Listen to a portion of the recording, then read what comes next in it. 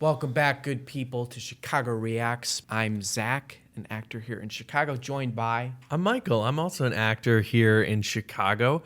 Thanks for joining us for another React video. We're jumping into another one that we don't have a lot of context for. It's called The Fallen of World War II. So super generic. I'm assuming it has to do with World War II. And beyond that, I'm not really sure what we're getting ourselves into.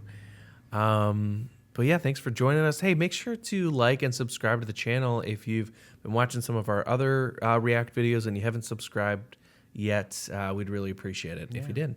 All right, let's jump into The Fallen of World War II. I feel like this could be either super... The average lifespan of an American is 80 years. And an 80-year-old today was 10 when World War II ended, 4 when it began. A soldier who saw battle would have to be in his late 80s, at least today.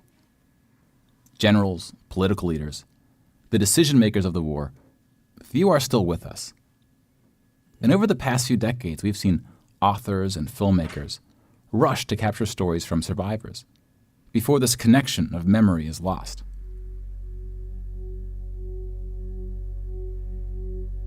Wow, Summer lived till 94. This project is not about individual war stories, and it's not about survivors. Wow.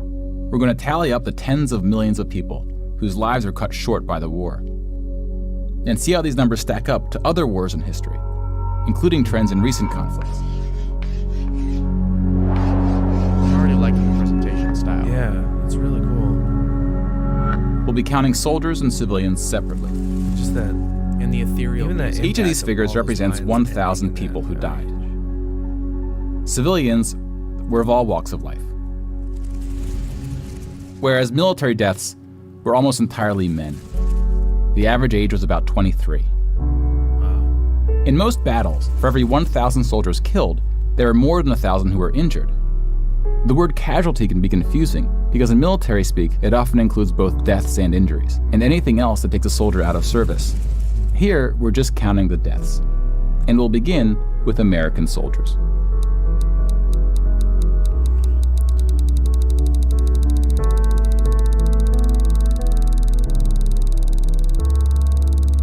Over 400,000 died. Most of the deaths occurred in the European theater, fighting the Nazis. And about a quarter were in the Pacific, fighting the Japanese. And that's just the deaths. When you put them on the timeline, not even you see that casualties were the heaviest at the end of the war. The war began on September 1st, 1939. But the US wasn't willing to join the fight until Pearl Harbor, 2 years in. The deaths increased drastically on D-Day, when the Allies invaded Normandy.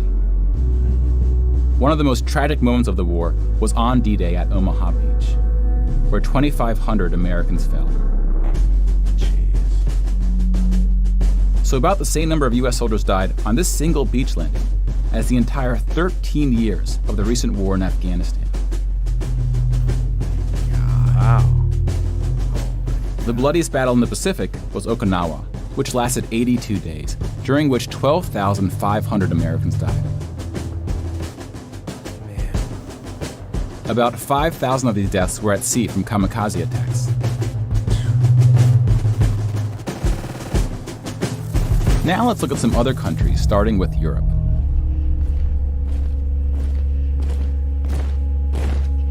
Germany started World War II when it invaded Poland.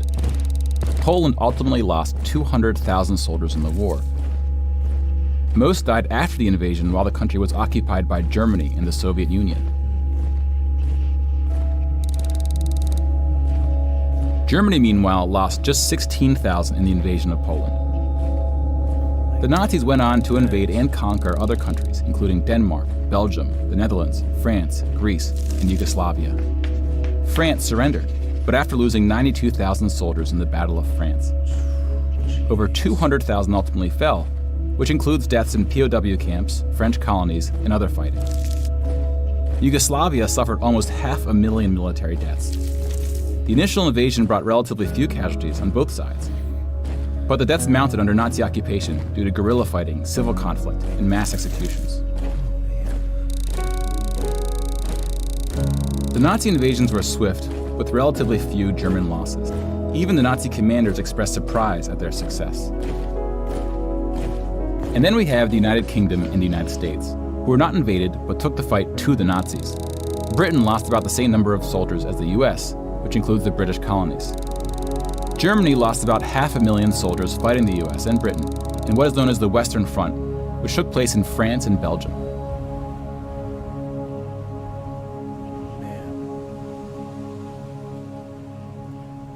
But most Nazi soldiers died in the Eastern Front, Germany's unsuccessful invasion of the Soviet Union. The numbers are staggering. The most famous battle of the Eastern Front, and perhaps the turning point of the European war, was Stalingrad. The German Sixth Army successfully took Stalingrad, but then got surrounded by the Soviets and cut off from food and ammunition. 500,000 Nazis would ultimately die in Stalingrad. Another 100,000 were taken prisoner, of which 6,000 would ever return. POWs had a low survival rate throughout World War II, and it was particularly grim in the East.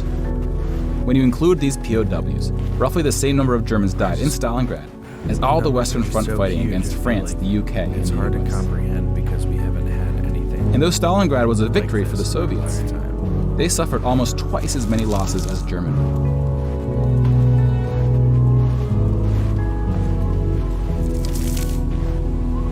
The Soviet Union would eventually defeat the once unstoppable German army, killing 2.3 million Nazi soldiers. But at what cost? But winning the war came at a cost.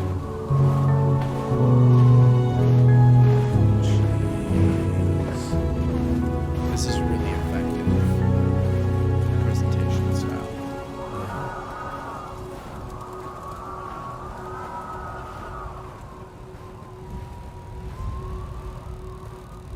Oh my gosh.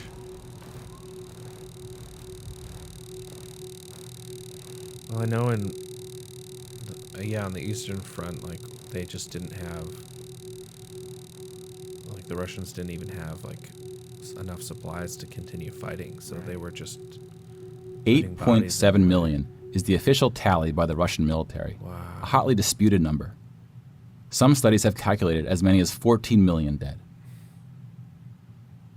To complete the count of European military deaths, we need to add German deaths from other fronts, including the North and Africa, as well as deaths from other Axis powers allied with the Nazis: Hungary, Romania, and Italy.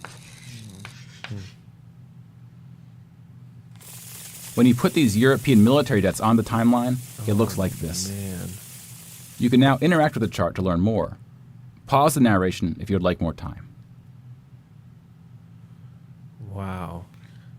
All right, if you haven't checked out this video, go do that. I feel like I definitely am going to watch the video alone again in my own time to check that out. Like to interact with it. Yeah, that's super cool and that's great. I mean, like, just mind blowing. Like when you think about the magnitude of people that we're talking about here. I mean, we're currently hopefully at the ass end of a pandemic that has taken a lot of lives, and I feel like that's something that we feel the impact of kind of moment by moment right now. But when you see in comparison to something like this that also happened on a global scale, I mean, it's just incomprehensible. Yeah, it reminds me of, well, the line that popped into my head was from Lord of the Rings, of what can men do against such reckless hate. But I think just like, I remember like even just learning in history class, like after the war, all the world leaders going, this can't happen again. Right. And, I think this just puts it into such perspective, like nothing like this had happened. And to see this amount of death over such a period of time, mostly young people, people in their 20s, would just be so devastating that, yeah, I mean, I totally, it gives me a new appreciation for that perspective. Yeah. Learning about these numbers and seeing it displayed in this way. Like, I've read some World War II stories. Obviously, I've seen, movies like Saving Private Ryan and things like that. And you see this sort of graphic imagery, but then to like put that to scale is really powerful. Yeah, and to do so in an interactive way. I just Yeah. I feel like for everybody's sake that this is a very important exercise that people people should do. When you actually interact with it, it makes it more tangible and brings it more to life in the moment. So it definitely, for everybody's sake here, I wanted to pause and make that point, because this is incredible. Visit fallen.io for interactive version. Check out the interactive version. All right. Enough of that. Yeah, let's see what comes. And now we switch to civilian deaths in Europe. Oh, we haven't even talked about civilian deaths. That's all military deaths. Mm-hmm. Which I And wonder that's how. just deaths. It's not even casualties. Yeah. Like he was saying. That's 6 million Jewish people were killed in the Holocaust. If you separate this by country, you see that about half, 2.7 million, were Polish. 700,000 were Soviets, followed by Hungary and 17 other countries.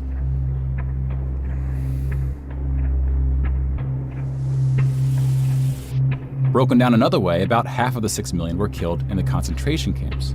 Jeez. Over 1 million died in Auschwitz. Auschwitz. Most were killed in the gas chambers.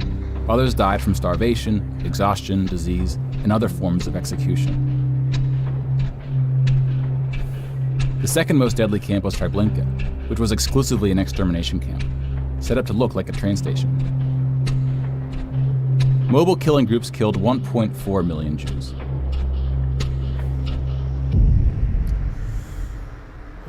Like with the gas chambers, men were killed first to reduce the risk of revolt.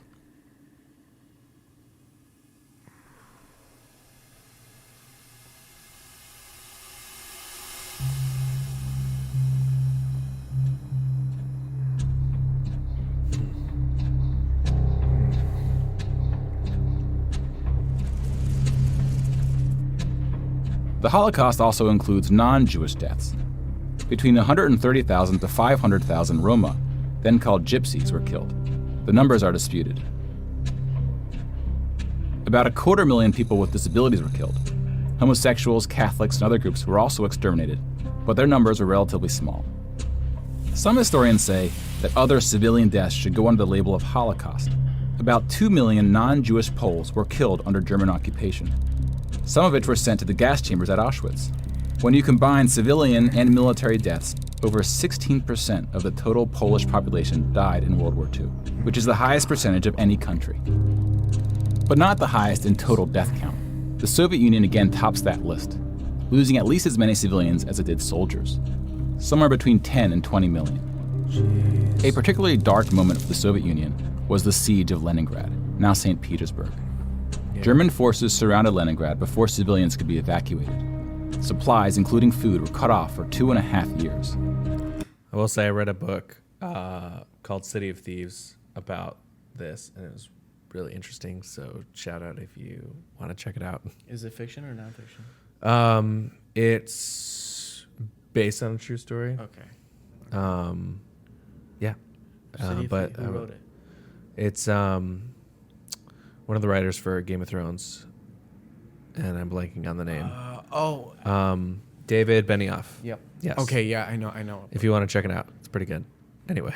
1.5 million people died as a result, mostly from starvation, mostly civilians.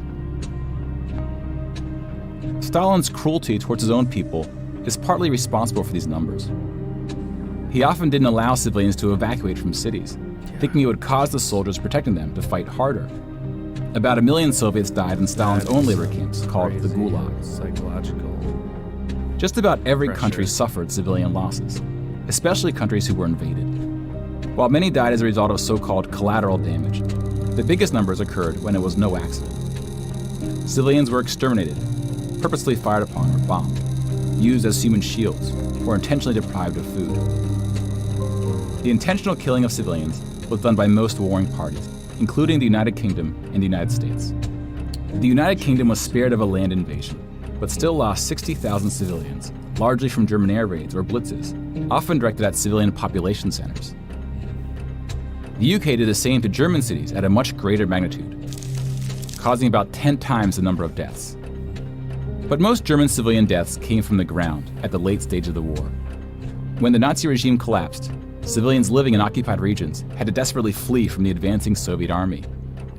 Rapes were widespread, and death estimates ranged from 600,000 to 3 million.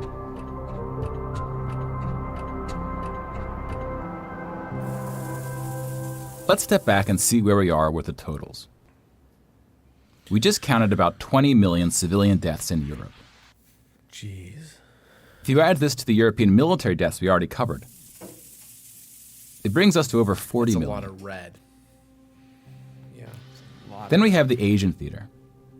Here we see the vast majority of military deaths in Asia came from China and Japan. On the civilian side, about 6 million deaths from China, Indonesia, Korea, Indochina, and the Philippines can be attributed to Japanese war crimes, which are sometimes compared to the Nazi atrocities due to the sheer scale of the cruelty.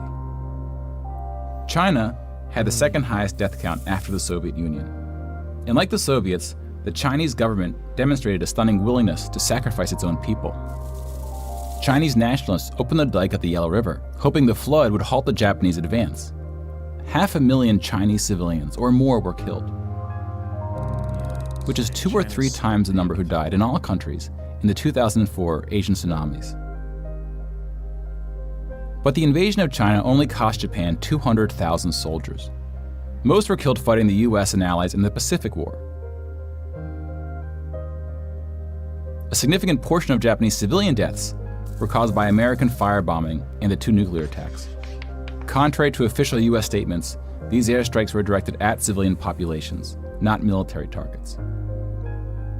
When you add all the deaths outside of Europe, it brings us to a grand total of 70 million for the war, give or take depending on who's counting and what civilian deaths get included.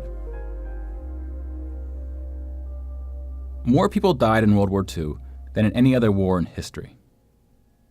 For comparison, here are 20 or so of the very worst wars and atrocities we have on record. Some of these are more of atrocities than wars, but we've seen how that distinction can get blurry. Some of these spanned across centuries. World War II had the highest body count, and it all happened in just 6 years.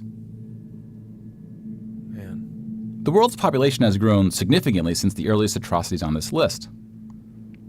If you want to compare them in terms of what percentage of the world died, we can adjust the chart to look like this.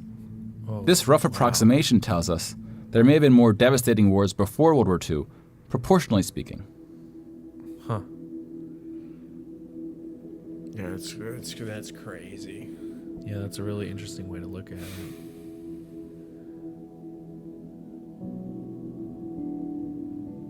When we turn to post-war conflicts, it's hard to say anything that isn't controversial. But the data shows something quite extraordinary has been happening. In 1989, John Gaddis coined the phrase the long peace to identify the absence of conflict between the nuclear powers during the Cold War. 25 years later, the Cold War is over, and the term is still being used, although its meaning may have shifted. European countries have not fought each other, except for this 10-day war in 1956 when the Soviet Union invaded Hungary. When we look at European wars before World War II, it looks like this. They tend to be more frequent as you go back, though smaller in scale. And the largest 44 economies of the world have not battled each other since World War II. Rich countries have fought poorer countries, like the US versus Iraq. But rich countries have not fought other rich countries. Such a period of peace between the so-called great powers hasn't been seen since the Roman Empire. To many, peace is too strong of a word. Wars have occurred since World War II, and they can be grouped into these 4 categories. We don't see colonial wars anymore. We've already noted that interstate wars between rich countries have not occurred at all, and here we see wars involving smaller economies have tapered off. That leaves civil wars of 2 types, with and without foreign intervention. And this is what these battle deaths look like alongside of World War II. More people died fighting in World War II than in all the wars since. And again, we can't forget about world population, which has almost tripled since World War II. If we scale these numbers to show deaths in proportion to world population, showing the likelihood that a person on Earth dies in battle, the downward trend becomes even more pronounced. Now, this isn't to infer anything about why this trend is occurring. That's a discussion for another day. You can now interact with this chart to explore what conflicts are behind the totals. Now, bear in mind, we're just looking at battle deaths here, not civilian deaths, but those too are in decline. Peace is a difficult thing to measure. It's a bit like counting the people who didn't die in wars that never happened. We give such importance to the word peace, but we don't tend to notice it when it occurs or report on it. Sometimes it takes reminding really good ourselves way to of how terrible war once was point to out see the different peace that has been growing flip around us. perspective. Yeah, this Of course, this trend It's may not done it a continue, lot. and it's not clear how Yeah. looking at these charts can help us make the really right interesting. decisions to ensure that it does. But the longer the long peace grows, the more significant it becomes. So if watching the news doesn't make us feel hopeful about where things are heading, watching the numbers might.